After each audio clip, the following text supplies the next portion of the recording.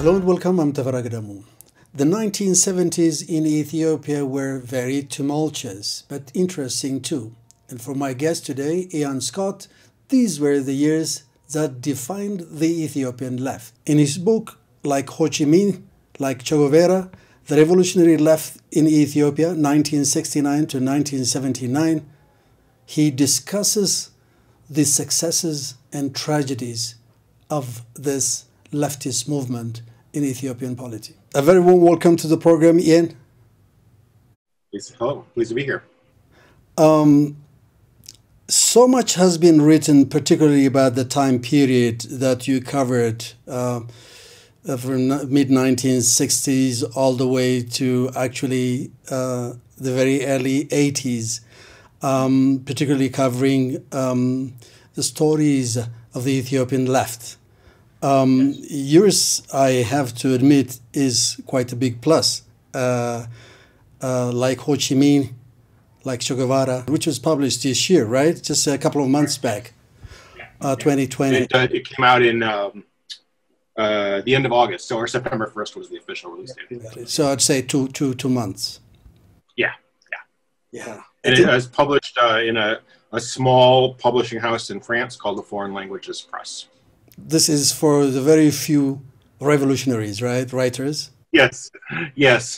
Very few right now, but you know, we try hard. So yes, it is. It's primarily for an audience of the left who are looking at history and trying to think of the lessons of the past and what it means for today and ongoing struggles for. Why did you go there to this small publishing house? Is it because you're a conscientious objector that you don't want to go to those mainstream publishing houses? I had a choice. Yes, I had a choice of going with a more academic publisher or a publisher that would reach political activists and people who are they want to understand world events, they want to understand politics, but they want to. They're probably politically active in their own lives, and they want to understand, the experiences of different struggles and how they continue to be relevant for today. So, in your book, you kind of synthesized the stories of Ethiopian revolutionaries. I mean, talking about individuals who've made the revolution happen or helped to bring the revolution, or who were prime actors in the Ethiopian revolution, and also of several parties that cropped up and dissolved themselves in a way. And you actually said,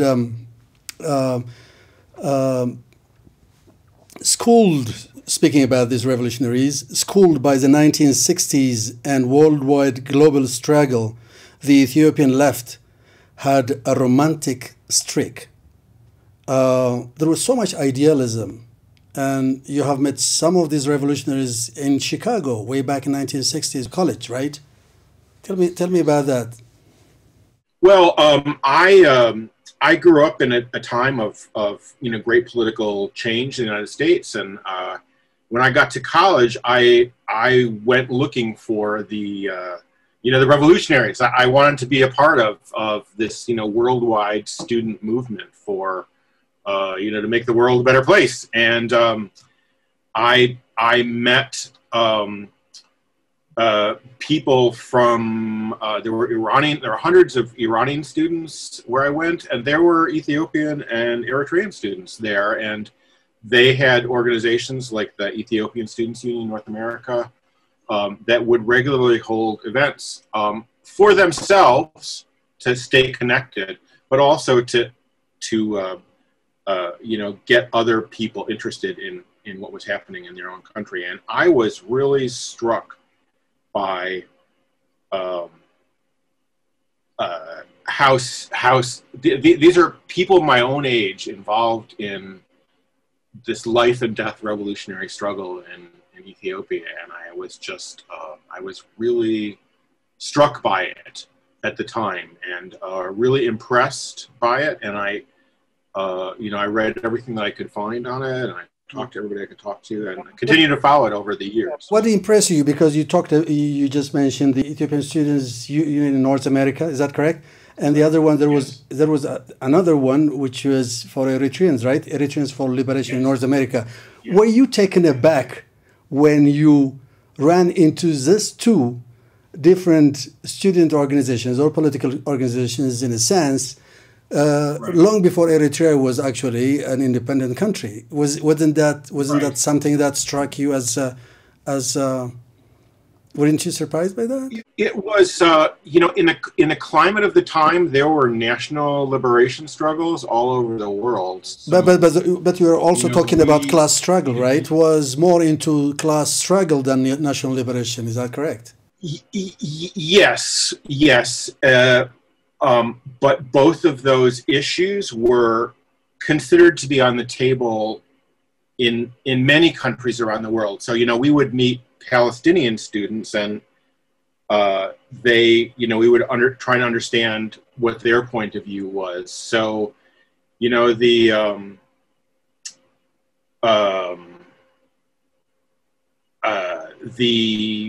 it wasn't unusual to find people advocating for a cause like Eritrean liberation, or for the Ethiopian revolution. Like those, that was in that time. Like everybody had a cause, and so we would try and evaluate like the righteousness of those things, based on what we could learn from the people who we met. They had all sorts of presentations with pictures and information and literature. And Did they come? I mean, did they appear to you professional revolutionaries then? Certainly they were going to school, but they were looking for new ideas and so on that they would want to bring back home. Well, yes. Well, you've met teenagers, right? I mean, teenagers have especially very serious-minded teenagers have very like there are no limits, right, for what they can do. And I think in a political context at the time,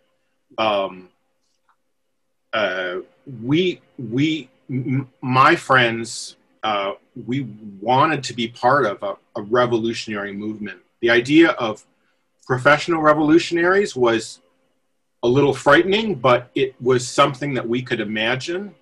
And so whether the Ethiopian students I met in Chicago at the time, whether they were professional revolutionaries, I can't judge, but they were clearly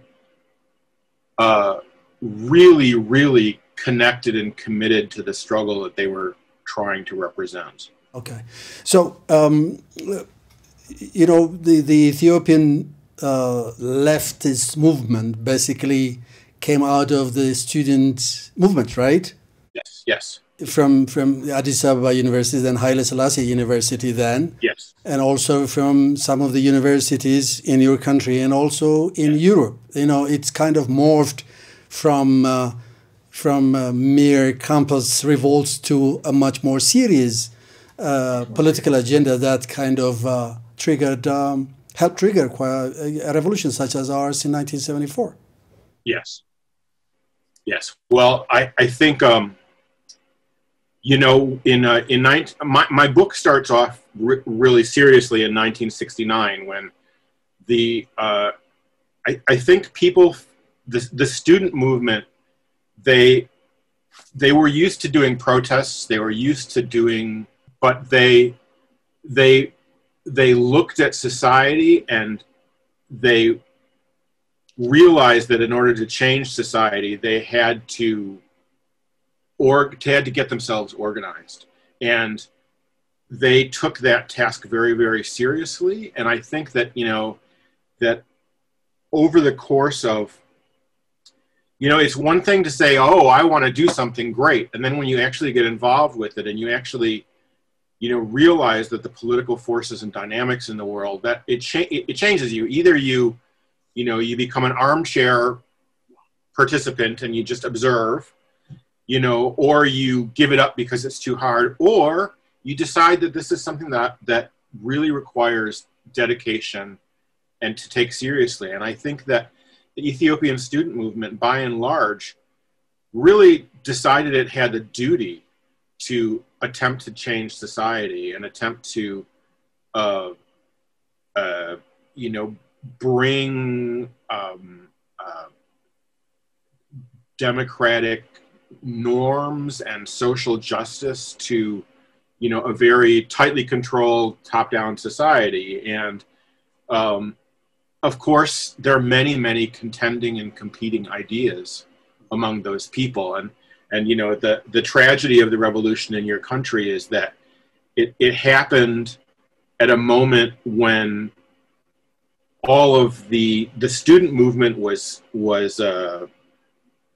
still fermenting with the choices that it had made, and the you know, the number of people who had been forced to go abroad to get their education, people who wanted to come back, people who had to leave school, all this sort of stuff. It forced them to confront the problems in society, but they weren't necessarily ready for it. So, you know, the good intentions of the student movement were really put to the test, you know, over the course of the 1970s and in Ethiopia. And but they created several political organizations you extensively cover, primarily, for example, the Ethiopian People's Revolutionary Party, the All Ethiopian Socialist Union, basically incubated in Europe, and also the others, which were more or less associated with the then government, the Derg, 5 or 6 of them. yes. And you know, 3 or 4 of those guys, you know, young revolutionaries who came from the United States, actually, right? So it was, Yes. you know,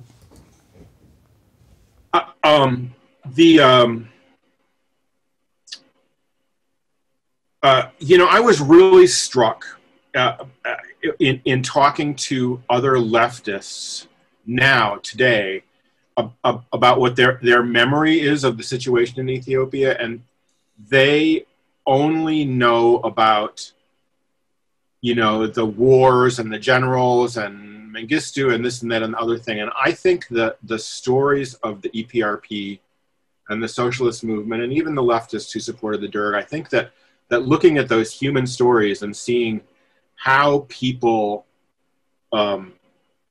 you know, were forced to deal with the unfolding challenges of that revolution, and the things that they were able to accomplish and the things that they were prevented from accomplishing, and all the, you know, the death and tragedy that took place.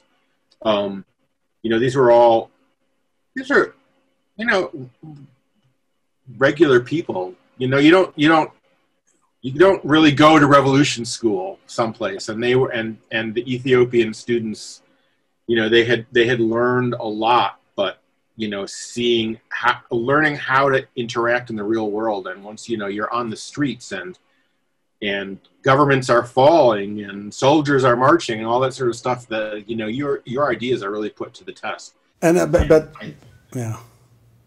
But as you extensively discuss in your book, of course, they subscribe to Marxism, Leninism, and they also, some of them, you know, quite a number of those organizations also subscribe to Maoist thought. And of course, that famous dictum, political power grows out of the barrel of a gun. And actually, violence was necessary to bring about a revolution. That's what they subscribe to, right? Yes, that is what they subscribe to. The part of that we often don't think about, though, is that, you know, every government is held in place by violence. You know, the guns of an army and a police force, hopefully they're not being used by a government against its own citizens, but it is those guns that are the foundation of the power of any government, any state. And for a revolution to acknowledge those is not necessarily to become like bloodthirsty and violence loving. You know, like, I think most revolutionaries understand violence as a force of nature and a tool, a dangerous tool, a very dangerous tool, but a thing that exists there. It's kind of morality neutral in that regard. and but revolutions need to be able to find where to gain strength and power. And the biggest source of strength and power, of course, is in large numbers of people.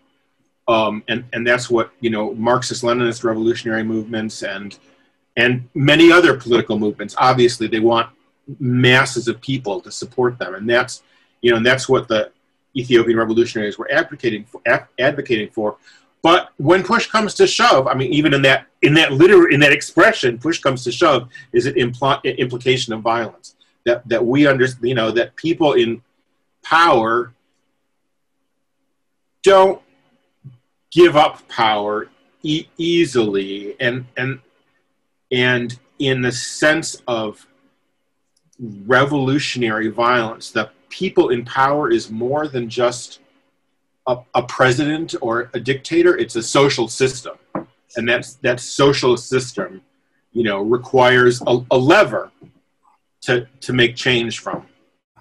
It's interesting. I mean, all the organizations of the Ethiopian left that you mentioned in your book that we all know about, they were, at the end of the day, they were on each other's throats, right? And in hindsight, was there a third way? Was there another way of addressing their differences in a way that was not violent? Was there a possibility? I mean, I think that the violence inside the left was a real tragedy, and the fact that that there were, I won't say innocent people, but that people, that people were being attacked up and down the line and had all sorts of, killings and all this sort of stuff happening at the time. That's not a good thing. I think that,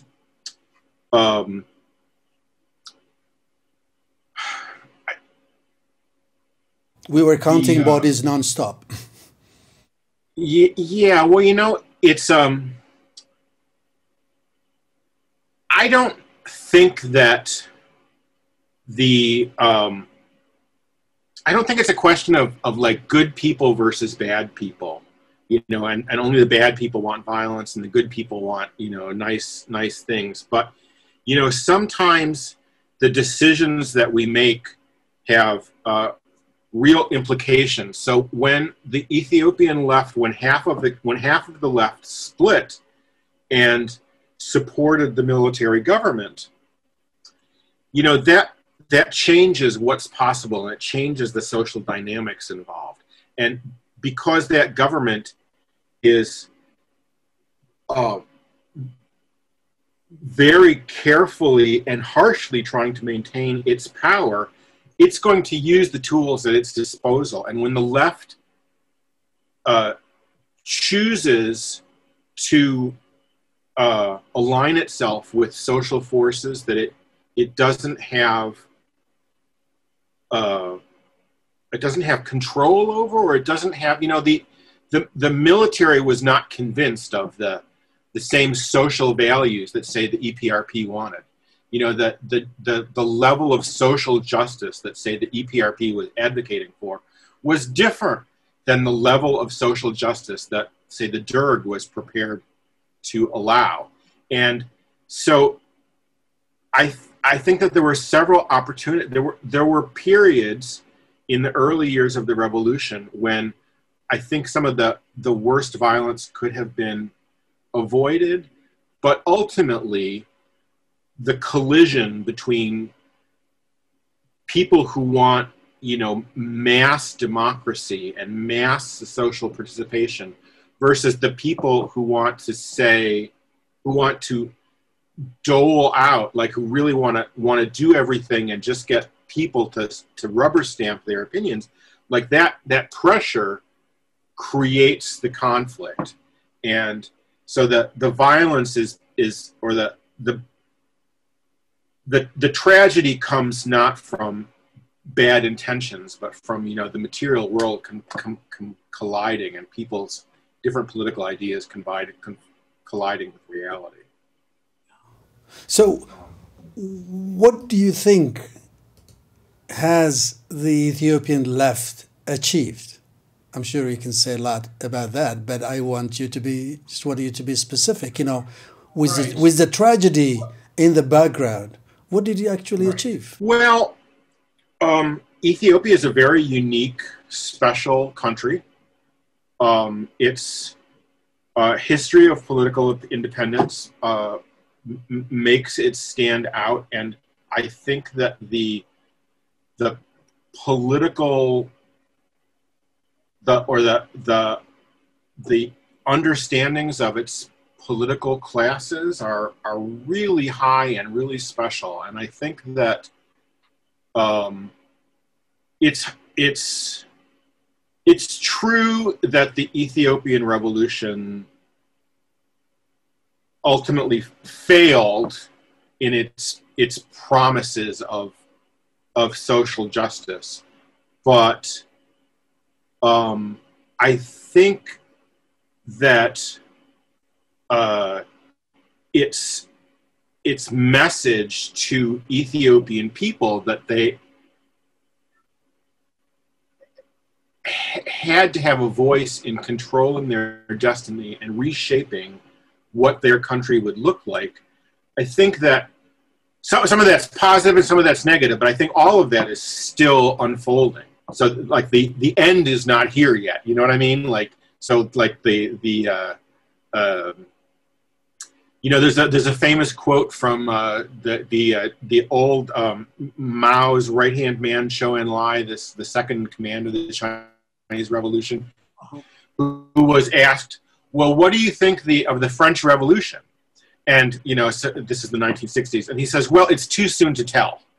You know, so he's talking about an event that happened in the 18th century, right? And he's saying that we're still living with the implications of everything that happened in that time. And I think that, you know, your country and, you know, the whole world is still dealing with. So you think that contemporary Ethiopia is defined by what happened back in the 1960s? Absolutely, yes. I think absolutely. And so I hope that, you know, people are able to make a better and just society in your country. But I think that the issues that the left defined or identified, you know, 50 years ago, I think that those issues are still really there, and they're still right in front of you. And there's some things that didn't work and some lessons, you know, like it turns out that, you know, just giving independence to, you know, your rest of populations, makes things complicated, right? It's not simple. It's not easy. Everything is really, really complicated. And I think that by going back and looking at what happened, and going a little deeper than you know, the first thing you might read in the newspapers, I think is really important to looking at the ongoing dynamics and the ongoing struggles right now. Right. So you think the Ethiopian left is alive and well to a degree?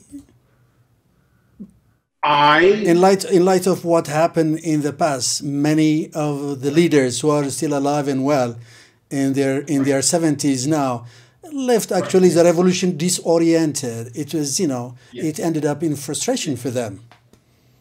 Well, I can't presume to, I mean, you know, I'm not Ethiopian, obviously, and I don't want to, I feel a little awkward about, you know, telling Ethiopians what they should do or what they should think about their own country, things that they obviously know, you know, are internalized deeper than me. But I think that in my talking with young Ethiopians today, I think that there's a real hunger to understand this period and to try and figure out what went wrong about the 1970s and what the 1970s did not fix, what was started, what processes were started towards like the liberation of Ethiopian society, and what things are still to be done.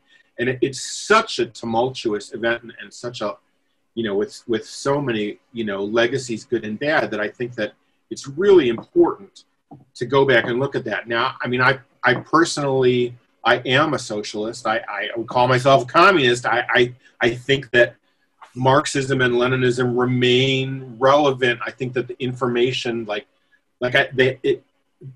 there are things that need to be updated, but the fundamental analysis of class society and imperialism, all of those things, I think, are still relevant, and I think that we have to keep trying. So I think that I think good things will come from young Ethiopians today trying to figure out the legacies of that period in the past. You call yourself a lifelong revolutionary.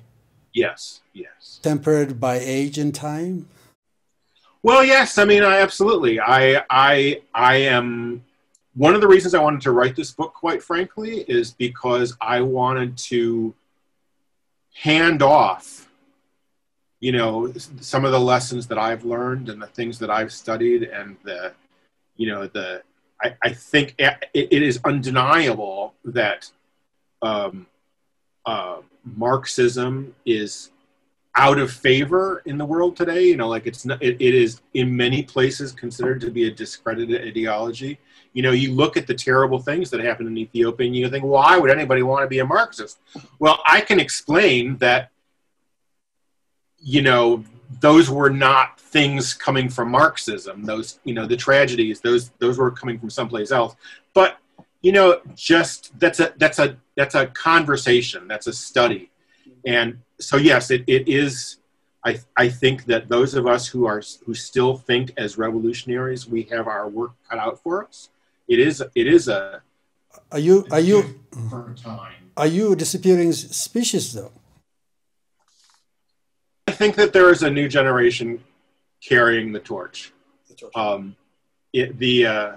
The protests in this country against police violence were very, very inspiring, full of young people. People who I meet who are, in their 20s and 30s today are really impressive. Like their sense of values are really developed, and their sense of what is acceptable. And I hope that they start demanding that they don't have to put up with the unacceptable things anymore. So I think that my generation is dying out, but I think that there's a new generation coming along to carry it. You never visited Ethiopia even once. I have not. I have traveled quite a bit, but no, not Ethiopia. I would love to go there, but I have not been there. This book was written primarily for Western leftists. I'm really happy that it's been embraced by the Ethiopians who have read it. I am grateful that so much of the discussion that I document was conducted in English. So I was able to read through volumes and volumes and volumes of literature from the participants and their propaganda newspapers and all that sort of stuff that I could was terrific. But it's true that I have not been there. Thank you very much indeed for joining me from Brooklyn. It was really a pleasure talking to you, Ian. Such a great book, a very long book, 500 pages, a 500 pages book. You can't cover it in 25 to 30 minutes, but at least we have a tip of the iceberg. Thank you very much indeed. Well, right now it's only available from mail order from Europe, and but I hope it becomes more widely available, and I really appreciate the chance to talk to you. Definitely must read. Thank you very much indeed. Thank you very much.